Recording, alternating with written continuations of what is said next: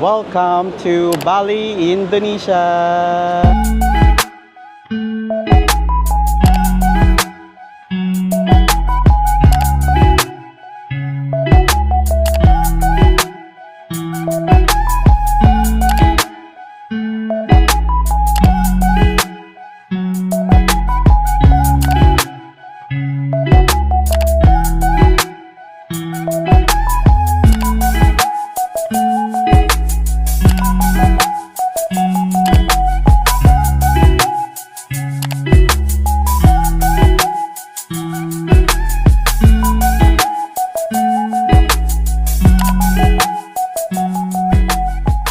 Hi Wonder! Welcome back to my channel. So this is Wonder J, a travel content creator. So sobrang excited, medyo kinakabahan ako ngayon. Ngayon ay pupunta tayo sa may Bali, Indonesia. So first time nating pumunta sa may Bali, Indonesia. So sa vlog na to, sa video na ito ay sasama ko kayo sa lahat ng pagdadaanan natin mula dito sa Pilipinas papuntang Indonesia. So ngayon is ang una nating agenda is pumunta ng counter ng travel tax.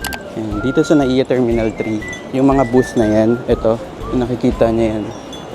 Diyan magbabayad ng travel tax. Pero dun sa AB, close pa siya. So ganyan, pipila kayo dyan. At ang mga i-ready nyo dyan is yung passport nyo tsaka yung ticket. Bali, hanap tayo ng mas maikling pila. Yan. Normally, dito ako pumipila sa may E na counter kasi konti yung pila. So, babayad tayo. Kailangan nyo ng passport tsaka ticket. Yes po. Ito po. Hindi pa po bayad sa ticket.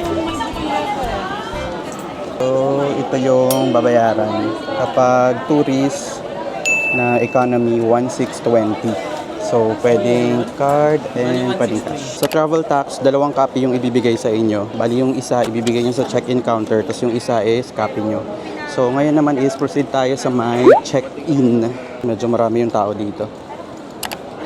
And pwede tayong mag-online check-in para sa printing ng ating boarding pass or pwede rin kayong pumila kapag may i-drop kayong bag. Hi Wonder! So, lumipat ako dito sa kabilang pinalipat kami dito sa kabilang parang booth lang. Kasi ang haba ng pila kanina doon sa existing yung pinagpilahan natin. Kasi medyo nakakaloko lang. Meron silang parang online, parang kiosk doon na pwede mong i-print yung boarding pass mo, pero kailangan mo ang lalabas after mong i-process lahat, like yung booking nakita na parang hindi naman pala pwede, kailangan mo pa rin pumunta ng check-in counter para ma-print yung boarding pass mo. So ngayon nakapila tayo. So yun nga yung tip ko sa inyo, dapat agahan nyo talaga siguro mga 3 to 4 hours before your flight para masigurado na aabot kayo sa flight nyo. Yan ito yung pila ngayon. Asa may check-in counter pa lang tayo. So wala naman akong i-drop na bag. Kailangan ko lang ma-print yung boarding pass ko para makapag-proceed tayo sa may immigration. Habang naghihintay, tip ko pala sa inyo, make sure na meron na kayong e-travel QR code ng pag-alis dito sa Philippines kasi kailangan yun kapag sa may immigration. Kasi yun yung isa sa mga nakakalimutan ng mga travelers na gumawa ng e-travel. 72 hours before your flight, pwede naman nang gumawa ng e-travel QR codes. So habang naghihintay dito sa may check-in counter, meron pala akong tip sa inyo kapag meron kayong bagahe na i-check-in, picturean nyo or videohan nyo bago nyo i-check-in para just in case na hindi mo alam mawala or masira yung bagahe nyo, meron kayong proof ng picture or video ng inyong bagahe. So another tip yan bago kayo mag-check-in. Yay! So tapos na tayo sa may immigration. So ang bilis lang ng immigration natin. For immigration experience, yun nga, niready ko yung e-travel kasi normally yun yung hinahanap sa atin. Tapos, ang naging question lang sa atin is, anong work ko? Bali, sinabi ko, content creator. And tinanong niya kung anong contents ko. So, sabi ko, travel. And kailan babalik? So, sinabi ko, October 1. So, yung travel dates pala natin sa Bali is from August. So, ang travel date natin sa Bali is from September 26 until October 1. So, lalagay ko na lang dyan para may reference kayo. So, yun nga, sobrang bilis lang nung ngayon ng mga questions or ng mga wala gaanong tinanong sa akin sa immigration. So, actually, sobrang chill lang niya eh. After nun, tinataka na niya and for the travel requirements, kwento ko sa inyo kapag nakapag-settle ako. Bali, 103 yung gate natin. So, punta muna ako doon. At upo tayo doon tapos i-share ko sa inyo yung travel requirements papuntang Bali. Hi ka-Wonder! So, nakapag-settle na tayo. Ngayon naman, i-explain ko sa inyo yung mga travel requirements na kailangan yung i-ready sa immigration ng Pilipinas kapag pupunta kayo ng Bali. So, siguro dito, atras ako ng konti, tapos lalagay ko dyan yung mga travel requirements. So, unang requirement is kailangan nyo ng valid passport, Bali, Philippine passport. Dapat hindi siya mag-expire ng 6 months from your travel date. So, pangalawa is your boarding pass. Yung boarding pass nyo naman, nakuha nyo yun sa check-in. And pangatlo is yung QR code ng e-travel. Bali, yung e-travel, yun po yung kanina na sinabi ko sa inyo. Yun yung ginawa ko dun sa check-in. Magagawa nyo yun sa may etravel.gov.ph. So, make sure na gawin nyo talaga yun. Paulit-ulit na lang kasi dun sa labas ng immigration, ang dami ko talagang nakita na hindi sila pinapasok ganun na kasi wala pa silang QR code or yung e-travel. Basically, yun lang naman yung kailangan. So, kung tinanong nyo kung kailangan ng visa, no need ng visa for the Filipino passport holders. Bali, visa-free tayo kapag pupunta tayo ng Indonesia. Bali, ang nabasa ko is 31 days tayo pwedeng magstay dun sa Indonesia. So, for other supporting documents para sa mga like yung government employee, ganyan. So, kailangan nyo pa rin ng travel authority. Make sure na i-ready nyo yun kasi hahanapin yun kapag sa immigration. Para sa secondary na requirement, make sure na i-ready nyo na lang din yung mga hotel bookings, tour bookings, ganyan. Tapos, para sa mga nagtatrabaho sa private, make sure na dalhin nyo na lang din siguro yung leave of absences nyo, ganun, or ID nyo sa company. Tapos, i-ready nyo na lang din yung bank certificate nyo and bank statements. Bali, yung mga yun kasi yung sa regarding, kasi may mga nagtatanong sa akin, mga previous videos natin sa Vietnam, sa may Thailand, tsaka sa Taiwan, kung kailangan pa ng show money, ganyan.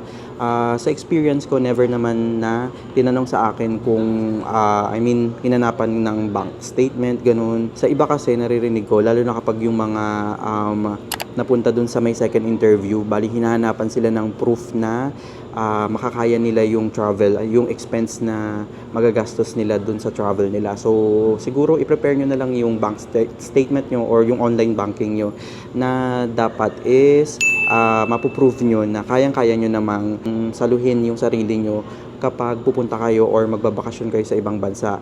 For instance, dito sa may Bali, siguro kasi ang budget ko dito is around siguro mga 5 to 10,000 per day. 6 days ako dito.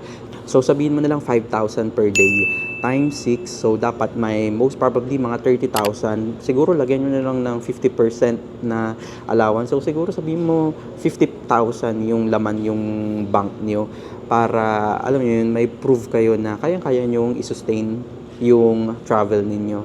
I-share ko muna sa inyo yung mga na-pre-book kong expenses. Ano ba expenses bang tawag doon? So, i-share ko sa inyo yung mga na-pre-book ko or yung mga nagastos ko na before itong flight na to para dito sa may Bali. So, first is yung round trip ticket natin from Manila to Bali. So, ang nagastos ko is 4,530 pesos yung ating round trip ticket from Manila to Bali. Bali, nabook ko to months ago. Bali, seat sale to. Piso fare actually to. Bali, nabook ko to nung December 2023. Ngayon is September na. So, 9 months ago pa. So, yun yung tip ko sa inyo kapag magbubook kayo ng inyong mga tickets. Make sure na, alam niyo yun, medyo malayo pa siya dun sa pinaplano yung dates. Nag-aay na kayo ng, inaabangan mo na talaga kung magpo-post yung Sebpac, PAL, AirAsia, ganyan. Kasi sobrang makakatipid talaga kayo kapag seat sale or piso fare. Mas maganda kapag yung mabubuk nyo sa inyong pamasahe. So, next kong na-pre-book is yung hotel natin. So, for the first 3 days muna yung nabook ko. So, mag-stay tayo sa may Ubud area. Ang na-book ko is 2,780 pesos for 2 nights. Bali, kasama na yung breakfast natin doon. So, lumalabas siguro mga 1,300 ganun per night. And di kapag dalawa kayo, diba, divide to mo. So, around 650 pesos. So, sobrang mura na nun.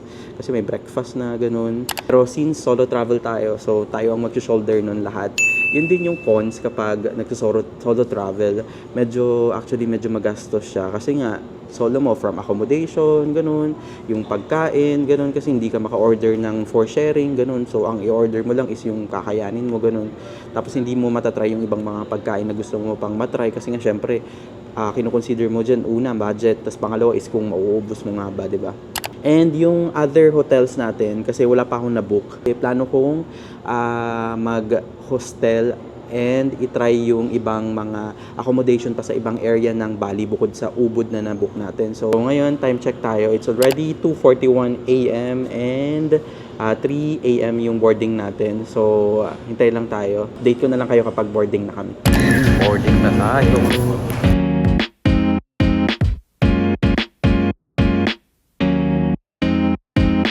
Hi Kawander! Welcome to Bali, Indonesia. So 3.5 hours yung travel time natin from Manila to Bali, Indonesia. Wala namang time difference dito sa Bali, Indonesia tas dyan sa Philippines. So hindi kayo maninibago, hindi nyo i-adjust yung relo nyo. Rundown na lang natin yung mga ginawa natin doon. So pagdating, merong health declaration app na kailangan yung fill upan. Bali QR code lang yon. Tapos para sa internet, mag-connect lang kayo sa wifi nila. Meron namang wifi yung kanilang airport. Tapos pangalawang kailangan yung i-fill upan is yung kanilang parang para sa visa. Pero since visa free tayo, wala namang babayaran. Pero kailangan mo pa rin mag-fill up doon sa kanilang form or yung, pero online yun eh. Papakita ko na lang dito lahat. Yun, yung mga kailangan. May passport, boarding pass, health declaration, tapos yung visa nga. So yung for the Filipinos na passport holders, hindi naman kailangan ng visa. So after nun, yun, sa immigration na. Sa immigration naman, wala namang gaanong tinanong. Yun, kailangan mo lang ng passport, tsaka yung boarding pass. And after nun is, bag inspection. Tapos ngayon, paglabas natin dito is, ito na yung lumabas. BRI, money changer, tapos dito, BNI, money changer. So, dyan din tayo magwi-withdraw mamaya ng cash natin. Pero kung wala kayong cash, pwede kayong magpa-money changer. For money changer pala, mas okay na USD yung dala nyong pera dito, tapos papalit nyo ng rupiya. Bali yung rupiya pala is yun yung currency nila dito sa may Indonesia. So for currency, ito yung kanilang palitan yan. USD, dollar, we buy 14 rupiya.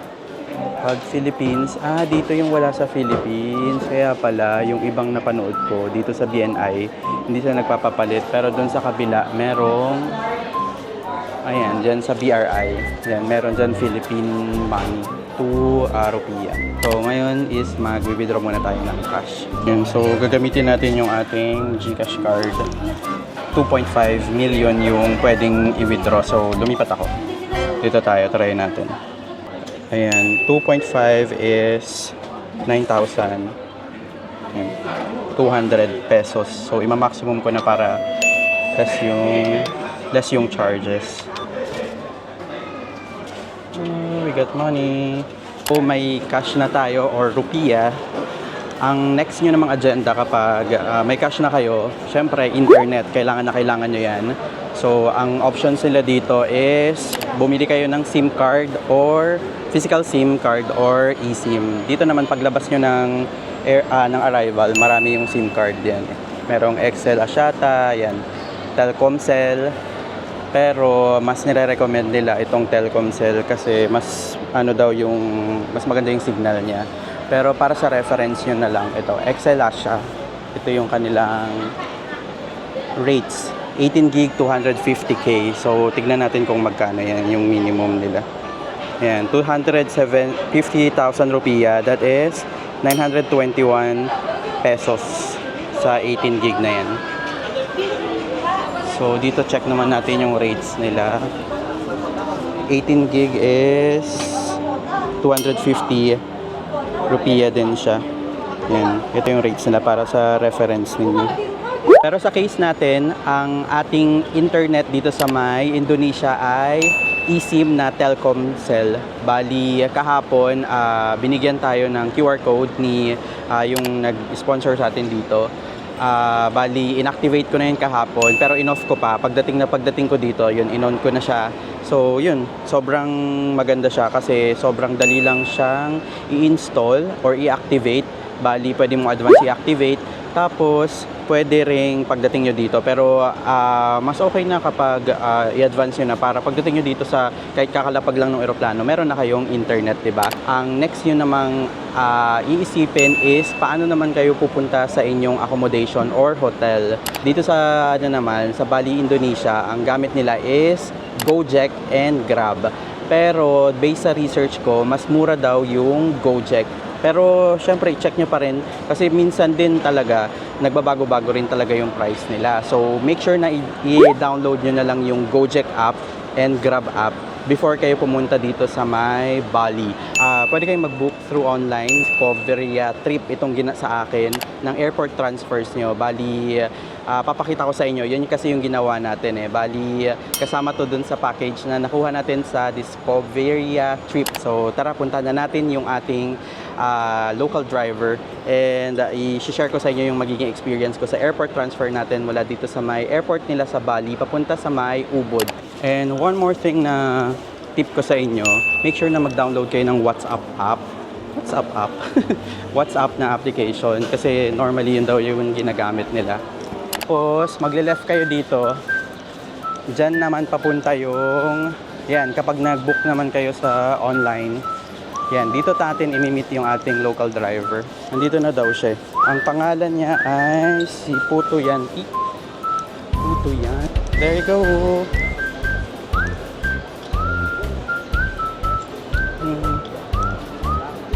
Hey, Wonder J, welcome to Bali. It's fun.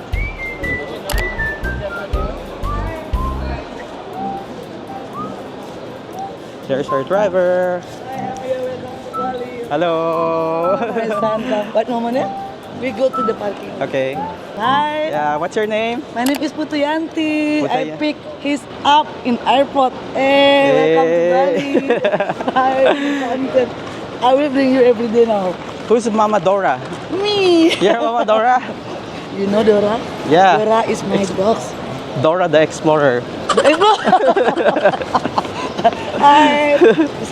You look like Indonesian people, yeah? Really? Yeah, same, ASEAN. Yeah. Oh, yeah. Asians look the same. I'm my teacher from Philippines. I want to learn English with him. Yeah, we can talk. I will teach you English and you will teach me Indonesian words. Indonesian? Yeah. Oh, okay. We change. So, andito na tayo sa may parking lot nila. Hinihintay lang natin si Puto Yanti or si Mama Dora. Sobrang jolly ni Mama Dora, no? Kinukuha niya lang yung car niya. Ang dami niyang kwento. Sabi niya nga, pwede ba kitang tawaging son? Ganun. sobrang masayahin niya.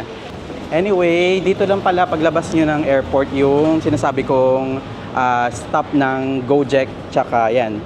Ayan, Gojek dyan. Tapos, dito naman yung sa may Grab. Tapos, andito tayo ngayon.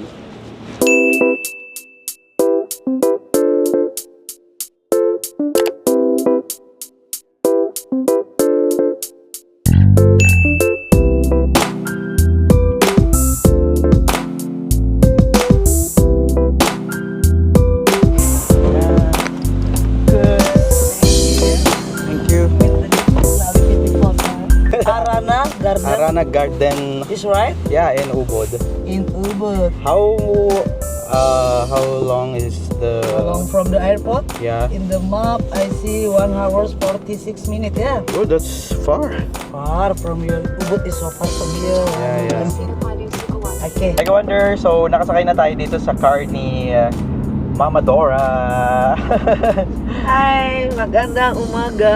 Magandang umaga. So, 2 years na daw siyang nagda-drive actually dito sa tourism. Hi, nice to meet you. Yeah, I bring our customer go everywhere in Bali. And now, I will bring you go to Gianyar first. Yeah, you will stay in Ubud. Yeah, I'm staying in Ubud. And napansin ko dito sa Bali, yung driver seat nila is nasa kanan kasi sa Philippines 'di ba nasa kaliwa. So, nandito ako ngayon nakaupo sa may kaliwa, siya nagda-drive, si Mama Dora sa may kanan. Kanan it means right.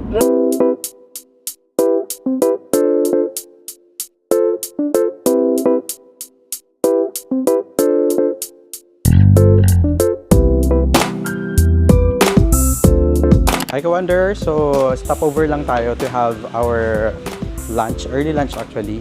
So, kasama pa rin natin si Mama Dora. Thank you. Yan. Salamat. So, nandito tayo sa may, anong pangalan? What's the name? This is Bebek Johnny. Bebek Johnny. Yes. Yan. Very good view talaga. Rice Look, oh. field. Pakita ko sa inyo. Ganda oh. Wow. Diba? Laki ng restaurant nila. Hello guys! Hi guys. Sige. Oh my god. Hi guys. Oh yeah, good. Ka-Wonder, so dumating na yung food natin dito sa may Bebe Johnny restaurant. So, Bebek is duck. oh, duck. That's why there's a duck there. Yeah. Okay. So, yung in-order ko is called nasi Campur. campur. Bali. Bali. So, mix siya ng mga local food nila dito sa may Indonesia. And the order of Mama Dora is called nasi Goreng. goreng. Nasi goreng. So, Famous food. the famous food, meron siyang ganito. Yan. That is satay. This is Little bit satay. spicy that one. Yeah, Beautiful. so we'll try this. Everything yung pagkain The nila. peanuts